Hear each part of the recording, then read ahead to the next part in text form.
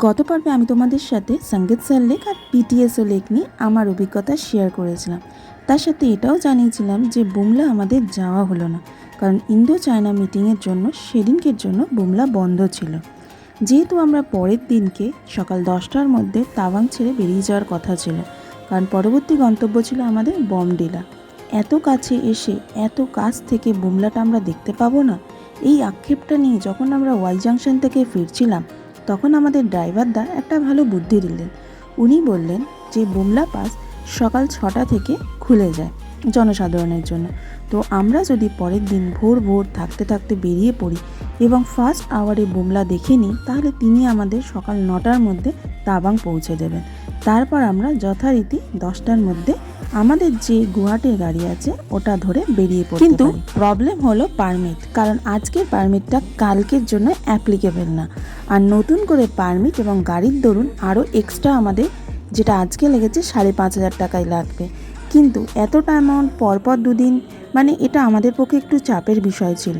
কিন্তু যাই হোক, আমরা যে হোটেলে ছিলাম সেই হোটেলের মালিক খুবই ভালো মানুষ ছিলেন, তো উনি আমাদের অনেকটাই অ্যামাউন্ট কম করে দিয়েছিলেন। সত্যি পাহাড়ের মানুষদের এত সুন্দর ব্যবহারের জন্যই তো বারবার এখানে চলে আসা। এনাদের এত সুন্দর ব্যবহার, এত সুন্দর আতিথেয়তা মনকে ছুঁয়ে যায় পুরো।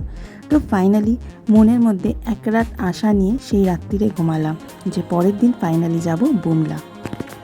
আরেকটা ব্যাপার ছিল, যেহেতু আমাদের কথা ছিল তাওয়াং থেকে আমরা 10টায় বেরাবো, তো যদি বাই চান্স দেরি হয়, তো সেই জন্য আমরা আমাদের যে গুয়াহাটিতে যে গাড়িটা নিয়েছিলাম সেই ড্রাইভারদার সাথেও কথা বললাম।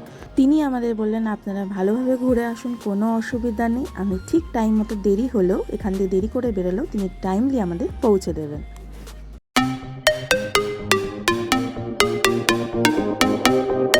বুমলা বুমলা হলো ভারত এবং চীনের মধ্যে অবস্থিত একটি সীমান্ত পাস, যেটা ভারতবর্ষের অরুণাচল প্রদেশের তাওয়াং শহর থেকে 37 কিলোমিটার দূরে অবস্থিত। এটার উচ্চতা হলো সমুদ্রপৃষ্ঠ থেকে প্রায় 15,200 ফিট এবং এখানে প্রায় সারা বছরই বরফ দেখতে পাওয়া যায়। তবে হ্যাঁ, শীতকালে এখানে বরফের পরিমাণটা অনেকই বেশি হয়।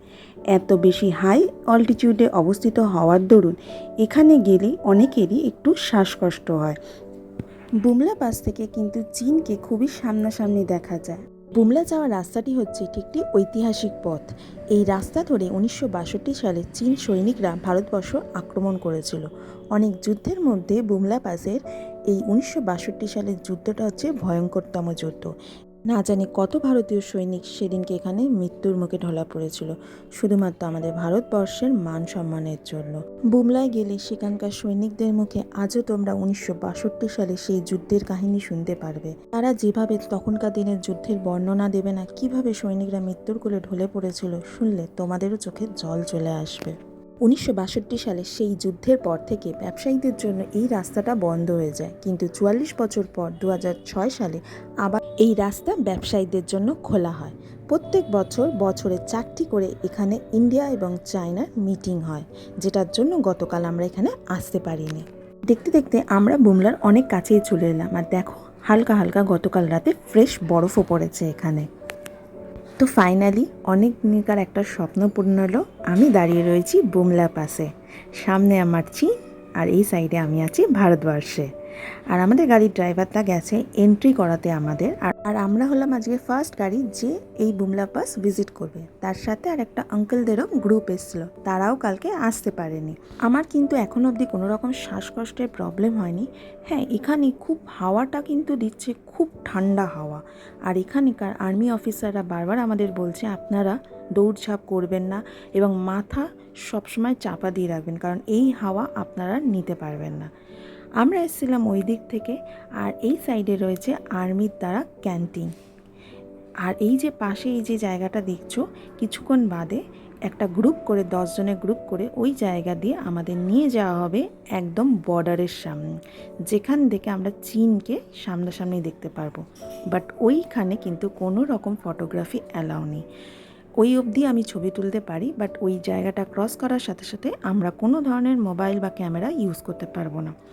ইভেন ক্যান্টিনের মধ্যেও কিন্তু আমরা কোনো ছবি তুলতে পারবো না।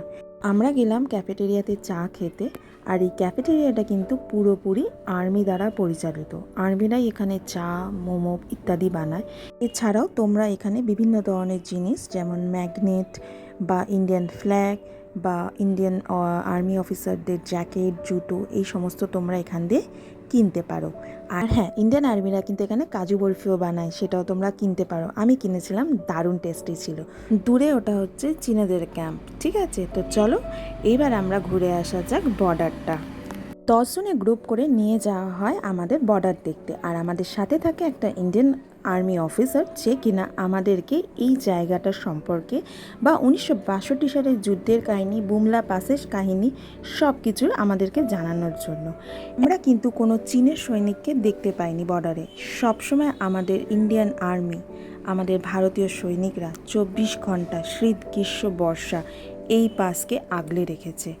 যে ঠান্ডা হাওয়াতে আমরা 2 মিনিটও দাঁড়াতে পারছিলাম না, সেখানে ভারতীয় সৈন্যরা 24 ঘন্টা ধরে দাঁড়িয়ে থাকে আমাদের সুরক্ষার জন্য, ভারত মাতার সেবা করার জন্য। বিগ স্যালিউট সে ইন্ডিয়ান আর্মিকে, যাদের জন্য আমরা শান্তিভাবে রাস্তাঘাটে চলতে পারি, এত সুন্দর জায়গায় ঘুরতে আসতে পারি এবং সর্বশেষ রাতে শান্তিতে ঘুমাতে পারি। তোমরাও পরবর্তীকালে অরুণাচল প্রদেশে আসলে অবশ্যই বুমলা পাসটা ঘুরে যাও। তো কথা দিচ্ছি তোমাদেরও খুব ভালো অনুভূতি হবে। তো এই হলো সেই বুমলা পাস। তো আজ এই ভিডিওটা এখানেই এন্ড করলাম। আশা করি ভালো লাগবে। ভালো লাগলে একটা লাইক করে যেও। চল টাটা।